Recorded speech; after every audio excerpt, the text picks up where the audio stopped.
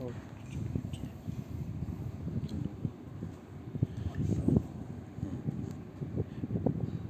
प्रिय विद्यार्थियों, अब हम अपने महाविद्यालय के YouTube चैनल पे विभिन्न प्रकार के विषयों के एवं विभिन्न व्याख्यानों का अपलोड कर रहे हैं।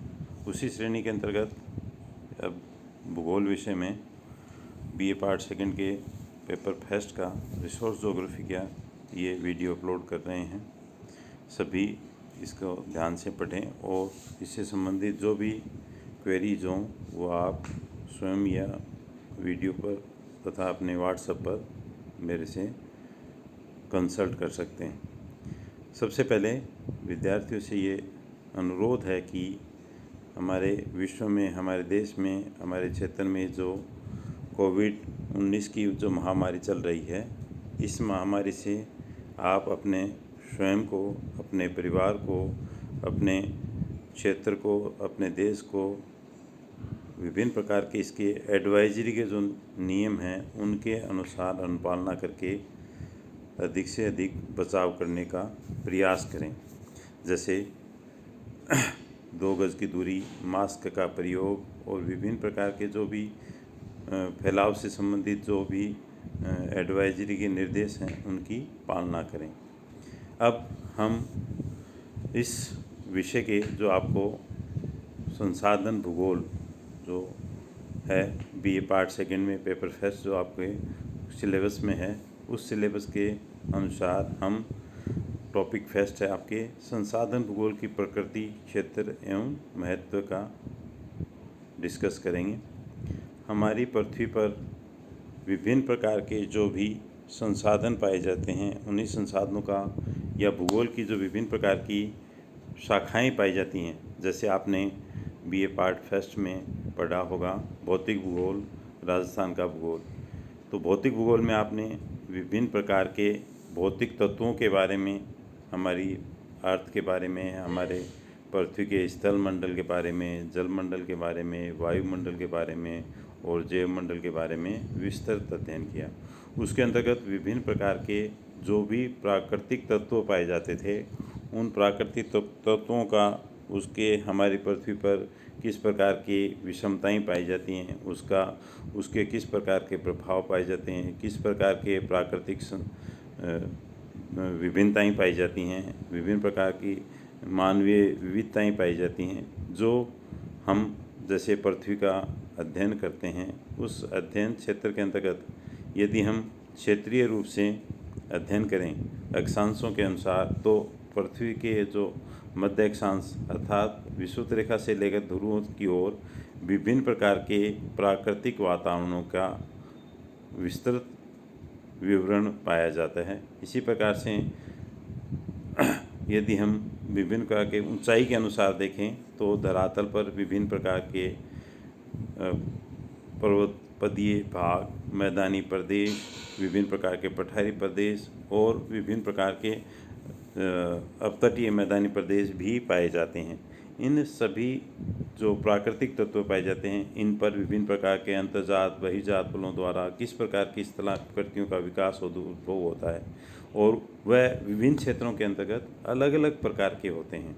किसी भी एक क्षेत्र के अंतर्गत कुछ विशिष्ट क्षेत्रों के अंतर्गत समानता के आधार पर उनके प्रदेश और इकाई के रूप में हो सकते हैं, लेकिन विस्तृत अध्ययन के रूप में जब हम देखते हैं तो भूगोल के क्षेत्र में या आर्थिक भूगोल के भौतिक भूगोल के जो क्षेत्र होते हैं उसमें विभिन्न प्रकार के अंतर्जात और बहिर्जात शक्तियों द्वारा स्थल भागों पर अनेक प्रकार की विषमताएं पैदा की जाती हैं। इसी प्रकार से जलमंडल और वायुमंडल के भी जो विभिन्न प्रकार के अपघटक हैं और जैवमंडल के जो विभिन्न प्रकार के कारक हैं, उनके द्वारा भी हमारी पृथ्वी पर अनेक प्रकार के विषमताएं पाई जाती हैं।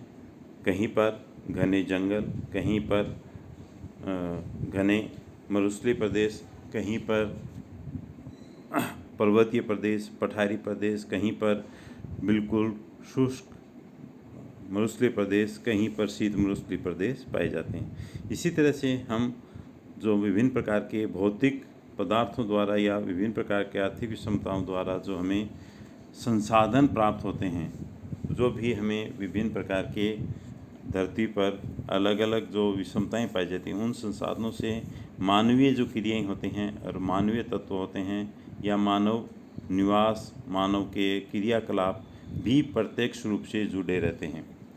जैसे हम विषुवतरेखीय प्रदेशों में मानव के निवास, उनके रहन सहन, खान पान अलग पाया जाता है। जो मैदानी प्रदेश होते हैं उनमें अलग पाया जाता है। पर्वतीय प्रदेश होते हैं उनके क्रियाकलाप, रहन सहन, खान पान अलग पाया जाता है। शीत जो प्रदेश होते हैं उन प्रदेशों के अंतर्गत अलग प्रकार की क्रियाएं पाई जाती हैं। उसी प्रकार से हम अब आज के टॉपिक में संसाधन भूगोल में जो हमारी पृथ्वी के विभिन्न प्रकार के जो भौतिक तत्व पाए जाते हैं, मानवीय तत्व पाए जाते हैं, इनके अलग अलग क्षेत्र जो पाए जाते हैं, उसी प्रकार से भौगोलिक क्षेत्रों के अंतर्गत भूगोल की अनेक शाखाएं पाई जाती हैं।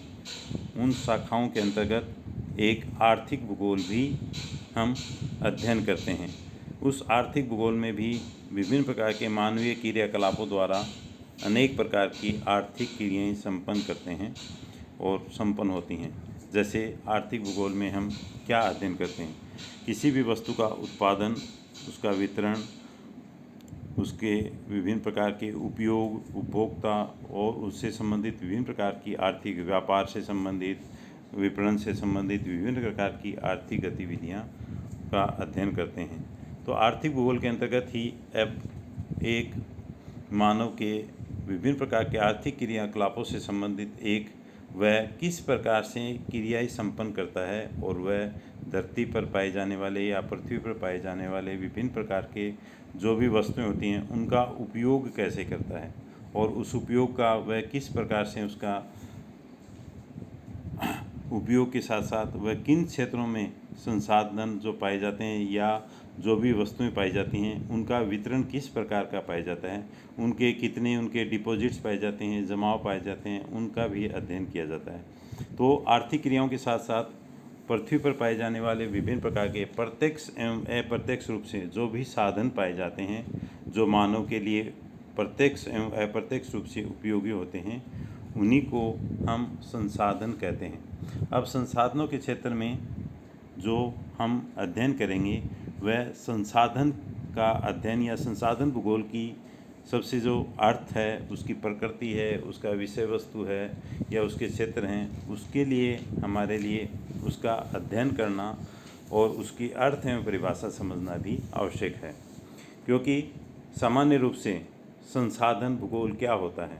यह एक आर्थिक भूगोल की ही शाखा के रूप में पाया जाता है, जो हमारे पृथ्वी पर जो विभिन्न प्रकार के पदार्थ पाए जाते हैं या वस्तुएं पाई जाती हैं, उन पदार्थ और वस्तुओं के हम उसका रूप परिवर्तन करके, उसका परिष्करण करके, संशोधन करके या उसका किसी भी प्रकार से जब हम प्रत्यक्ष एवं अप्रत्यक्ष रूप से उसका उपयोग में वृद्धि करते हैं या उपयोग को अत्यधिक मात्रा में सक्षम बनाते हैं, तो वह वस्तु धीरे धीरे संसाधन बन जाती हैं। जैसे हम अध्ययन करते हैं, हमारे पास पेट्रोलियम पदार्थ हैं। पेट्रोलियम पदार्थ में कहाँ से उसका उत्पादन होता है, क्या उसके डिपॉजिट पाए जाते हैं, क्या वह किस प्रकार से किन क्षेत्रों के अंतर्गत उनके जमाव पाए जाते हैं, इनकी उत्पत्ति कैसे होती है। तो जैसे उत्पत्ति से लेकर के विभिन्न प्रकार के क्रियाकलापों से संबंधित या उसके जमाव कहाँ पर पाए जाते हैं, क्या विश्व में सभी स्थानों पर पेट्रोलियम प्रोडक्ट या पेट्रोलियम पदार्थ पाए जाते हैं? नहीं पाए जाते। क्यों?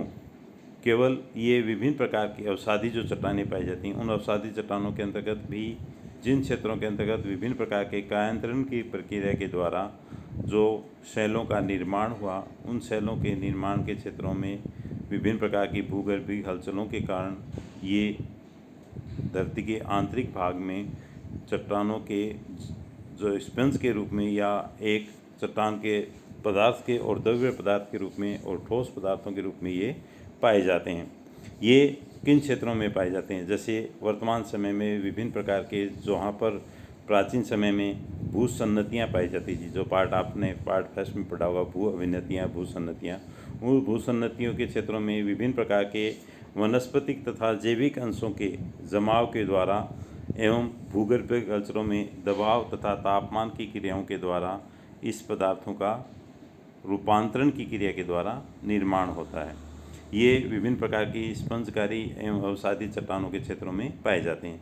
लेकिन पेट्रोलियम पदार्थों का हम किस प्रकार से उसका फिर उत्पादन करेंगे, उसका दोहन करेंगे, और जब वो दोहन करके रिफाइनरी स्थापित करके जब हम उसको विपणन क्षेत्रों में पहुंचाएंगे या उपभोक्ता तक जाएगा, और एक बार उपभोक्ता जब पेट्रोलियम जो पदार्थ होते हैं उस पेट्रोलियम पदार्थों का सबसे बड़ा कि जब हम उसका एक बार उपभोग कर लेते हैं तो वह संसाधन होता है समाप्त हो जाता है। लेकिन हमारे पृथ्वी पर कुछ ऐसे संसाधन भी पाए जाते हैं जिसका हम उपयोग भी करते रहते हैं और वो बार बार पुनः निर्माण भी उनका होता रहता है। जैसे सौर ऊर्जा है या हवा होती है, उसके द्वारा हम विभिन्न प्रकार के संसाधन होते हैं, या जल संसाधन होता है, उस जल संसाधनों का भी हम रिसाइकिल करके उसका उपयोग कर सकते हैं।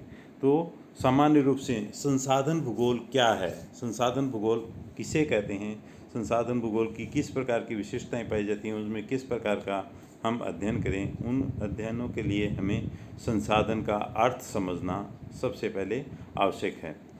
तो संसाधन किसे कहते हैं और संसाधन भूगोल क्या होता है। संसाधन क्या होता है, री, और जिसे हम शब्दों के रूप में विभाजन करते हैं री और सोर्स के रूप में, जब हम इसका अध्ययन करते हैं तो री क्या होता है कि दीर्घ अवधि के लिए, हम लंबी अवधि के लिए जब हम किसी भी प्रकार की वस्तु होती है या साधन होता है उसको हम उपयोग लेते हैं तो वह संसाधन होते हैं। तो रिसोर्स, सोर्स क्या होता है, साधन, जिसमें हम विभिन्न प्रकार की वस्तुएं होती हैं उनका हम किसी भी स्रोत के रूप में हम जब उपयोग करते हैं तो वह हमारा साधन कहलाती है। तो साधन के रूप में जब हम बार बार या लंबी अवधि तक उसका उपयोग करते रहते हैं तो हमें उसे संसाधन कहा जाता है। जैसे इसका उदाहरण हम ले सकते हैं आयरन ओर या लोहा इस्क है। लोहा इस्क है वह क्या पाया जाता है, किन क्षेत्रों के अंतर्गत पाया जाता है।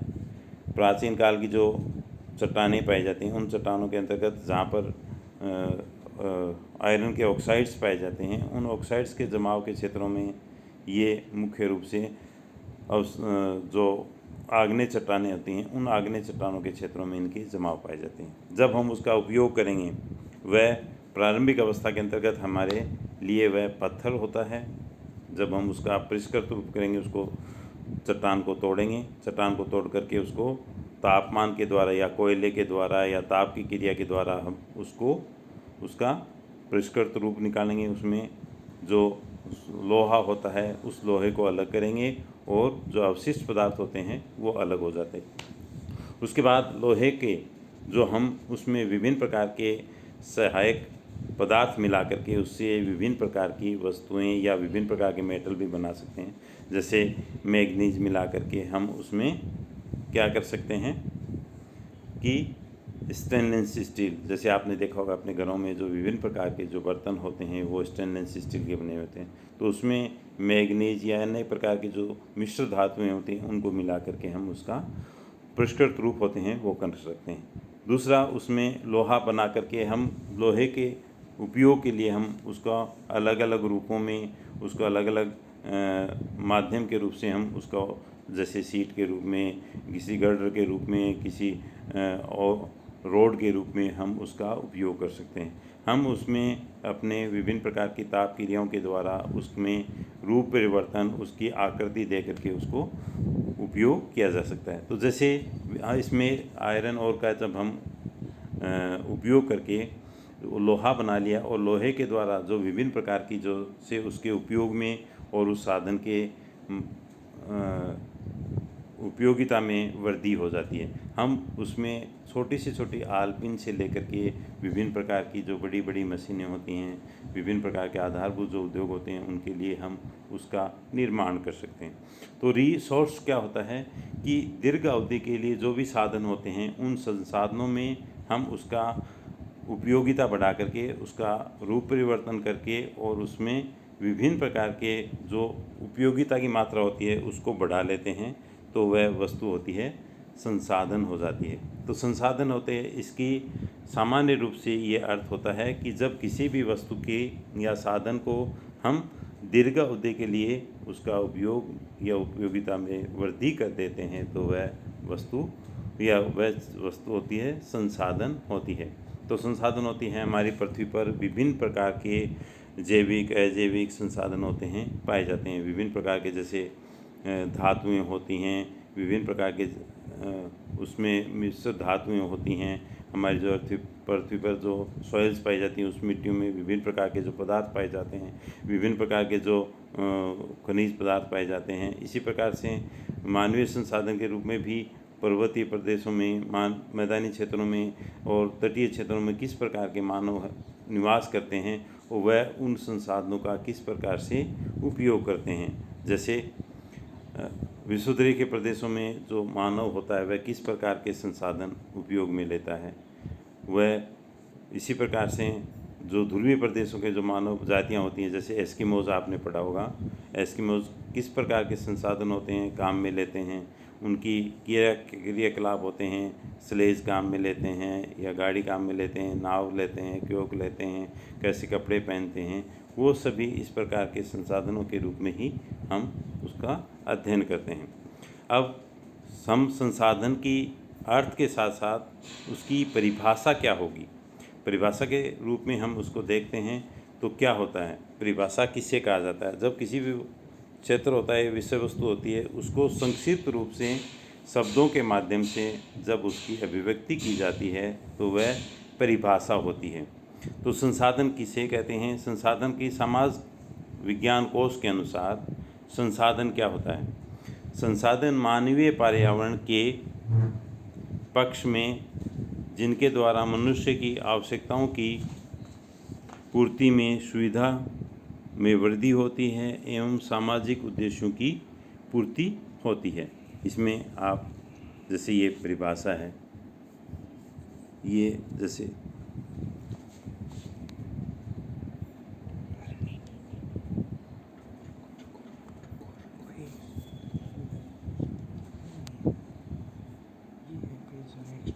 तो वो को नेक्स्ट कौन चाहिए? तो वही चाहिए।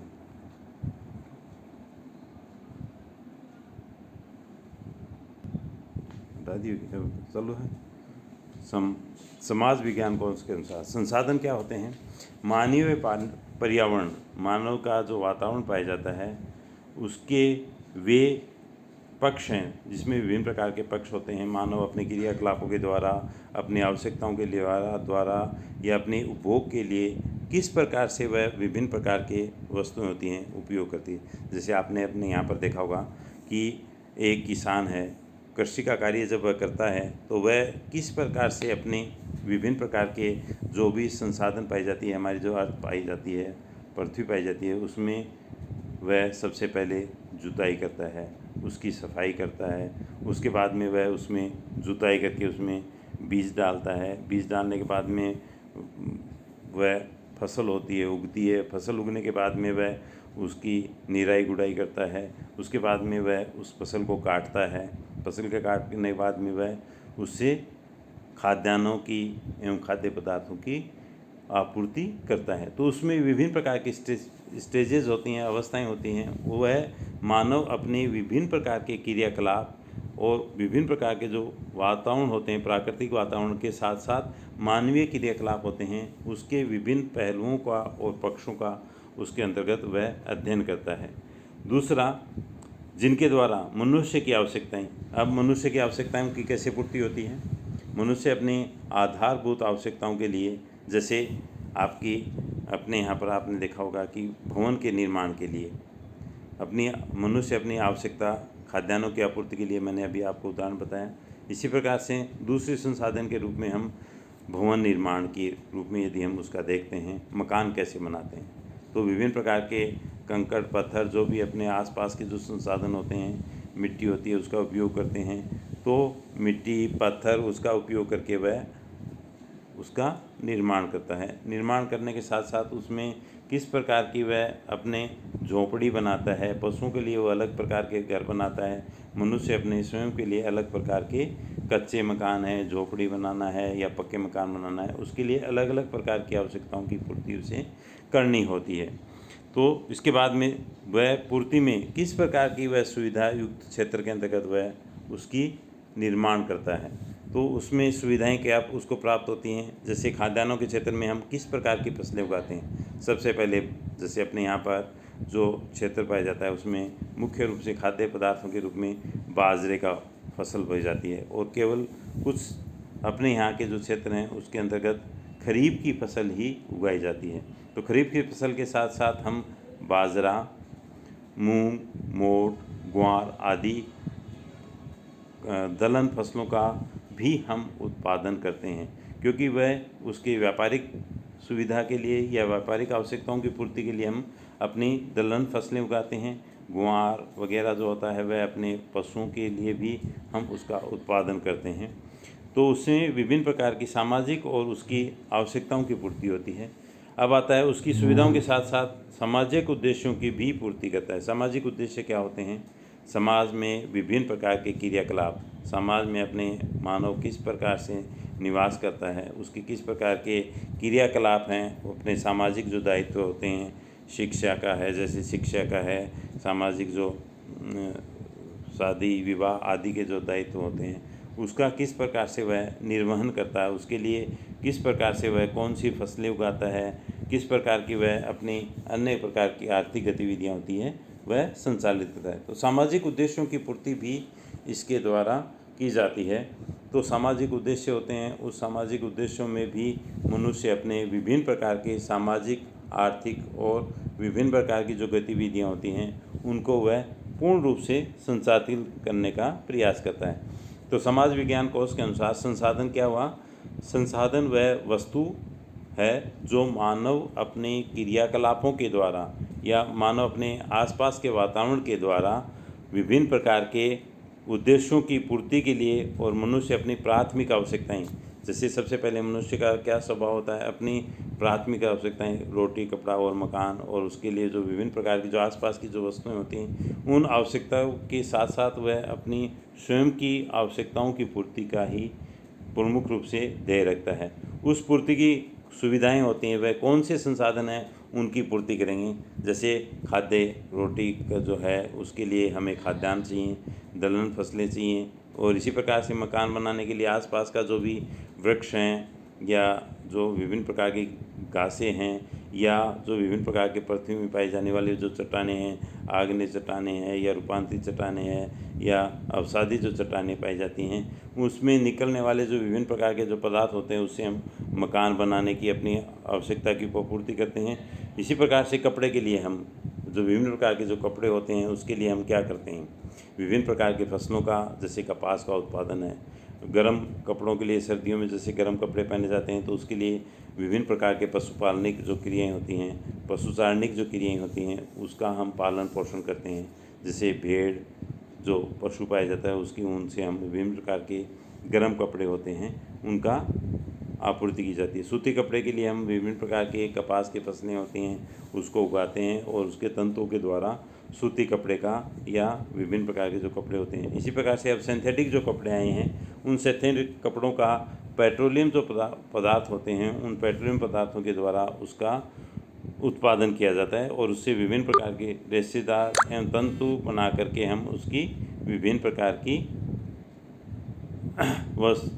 कपड़ों का निर्माण कर लेते हैं। तो उसके साथ साथ हम विभिन्न प्रकार के सामाजिक उद्देश्यों की भी पूर्ति करते हैं। विभिन्न प्रकार के जो क्रियाकलाप होते हैं, सामाजिक आर्थिक गतिविधियाँ होती हैं, उनको संचालित करने के लिए भी हम इस संसाधनों का ही उपयोग करते हैं। तो ये सामाजिक विज्ञान कोश। अब दूसरी परिभाषा के रूप में हम प्रसिद्ध विद्वान जो प्रमुख रूप से आर्थिक भूगोल व्यक्ता थे, जिमरमैन महोदय के अनुसार परिभाषा के रूप में हम संसाधन के वह वस्तु है या पर्यावरण की वे विशेषताएं हैं जो मनुष्य की आवश्यकताओं की पूर्ति में सक्षम बनाते हैं या ये जो मनुष्य की आवश्यकताओं की पूर्ति के लिए सक्षम मानी जाती हैं।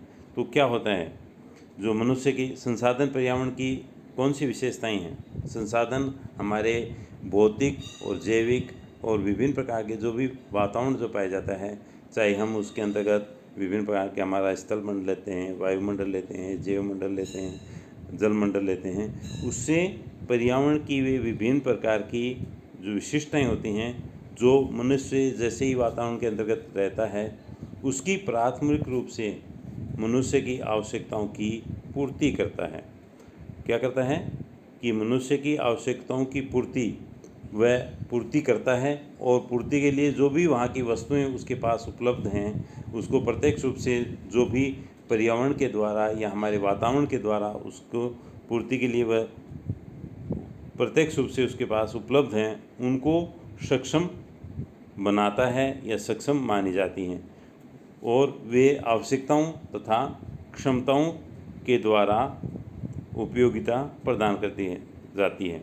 आवश्यकता क्या होगी? मनुष्य सबसे पहले आवश्यकता क्या महसूस करेगा?